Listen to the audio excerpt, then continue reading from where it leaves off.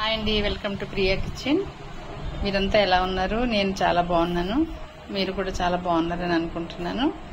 ఈరోజు మీకు బూడిద గుమ్మడికాయ సమ్మర్ కదండి. ఇప్పుడు మనకి అంతా హడావుడి, వడియాలు, పిండి వడియాలు, పచ్చళ్ళు, ఇదంతా మనకి సమ్మర్లోనే ఈ హడావుడి అంతా నడుస్తుంది. సమ్మర్ హడావుడి అనమాట.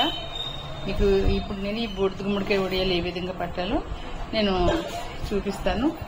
వీడియోకి వెళ్ళిపోదామండి. చూడండి ఎలా క్లీన్ చేస్తున్నారు. గుమ్మడికాయలు ఈ రకంగా క్లీన్ చేసుకోవాలి. మనం అలా వైట్ గా వచ్చేయాలి. ఆ వైట్ గా రావటం కాదండి, వైట్ అంతా పోవాలి. అంతా క్లీన్ గా కడిగేసుకుని చక్కగా గుడ్డతో తుడిచేసుకోవాలన్నమాట. చూడండి ఇప్పుడు పగలగొట్టి చెదకొట్టాలి. ఇలా పగలగొట్టాలండి. ఇలా పగలగొట్టి ఈ రకంగా పగలగొట్టి దాన్ని చక్కగా చిన్న చిన్న ముక్కలు కోసుకోవాలన్నమాట.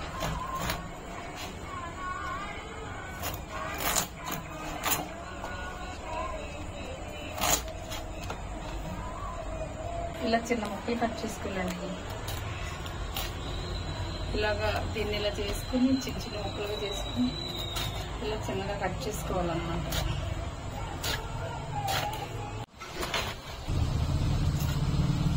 ఇదండి ఈ 4 కాయలు. ఇది ఉప్పేసి దీన్ని మూట కడతాను అనమాట. కొయ్యడం మాత్రం అయ్యింది. ఇది కళ్ళుప్పండి. ఈ కళ్ళుప్పు ఇందులో ఉన్న కళ్ళు. ఇది ఎందుకంటే ఇందులో ఉన్న వాటర్ అంతా వచ్చేస్తుంది అన్నమాట.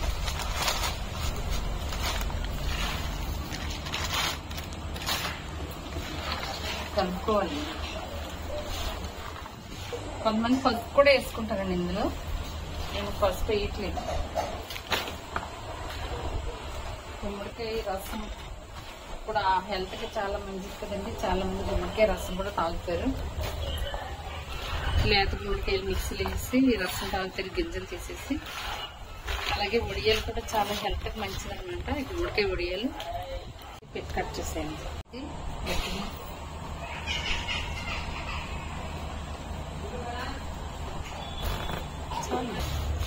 ఇలా పెట్టేసి దీని మీద బరువు పెడతానండి.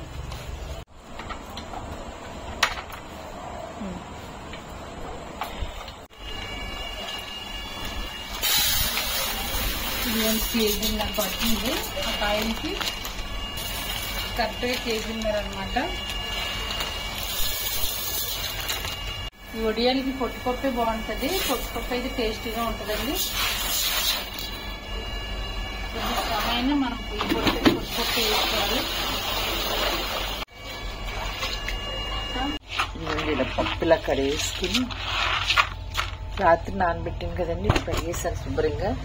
ఇది పొట్టు తీసుకున్నాం సపరేట్ గా. ఇది కావాలంటే ఈ పొట్టు కూడా కొంచెం పిండేసుకుని ఇది కూడా వడియాలు పట్టుకుని ఇది రాత్రి బకెట్ పెట్టాను కదండి. నీళ్ళండి ఇలా వచ్చేసి పిండి కలుపుతాను. తర్వాత శుభ్రంగా క్లీన్ చేసి పెట్టుకున్న పప్పుని ఇలా మిక్సీ వేసుకోవాలి. కొంతమంది గ్రైండర్లు కూడా వేసుకుంటారు. నాకు మిక్సీ ఉంది. మిక్సీ కొంచెం ఇలా వేసుకోవాలి. వాటర్ అంతే చాలా పట్టి.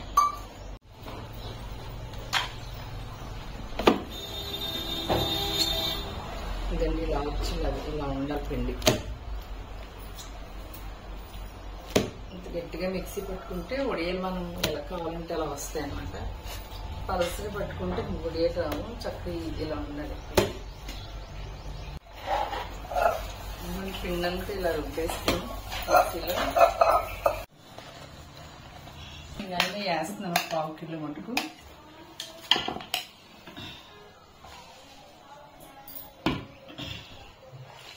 ఇది నానబెట్టి పెట్టుకున్న సగ్గుబియ్యం. నైట్ అంతా నానబెట్టేస్తే ఇలా అవుతాయి అన్నమాట. ఇలా మెత్తగా నైట్ నానబెట్టేసుకోవాలండి. 1/2 కిలో సగ్గుబియ్యం అనమాట. ఇవి రాత్రి కోసి ఇది మూటపెట్టి పెట్టాం కదండి. ఇది అనమాట. ఎన్ని చూడండి నీరంతా వాడిపోయి ఇలా చక్కగా అయిపోయి ఇవి కూడా ఇందులో వేసుకుని కలుపుతున్నాను.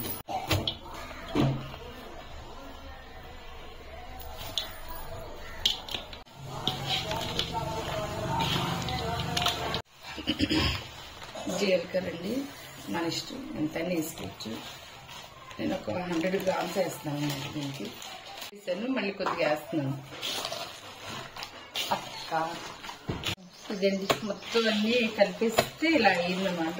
పిండి కొంచెం గట్టిగా కలుపుకుంటే మనం ఉడియాలలో పెట్టుకోవడానికి ఉంటుంది. చక్కగా మన వెనక వారంతలు పెట్టుకోవచ్చు. ఇప్పుడు పైకి వెళ్ళి ఉడియాలు పెట్టేట్టునండి. ఉడియాలు సందడి ఇలా కొంచెం కొంచెంగా గిన్నెలో తీసుకుని ఇలా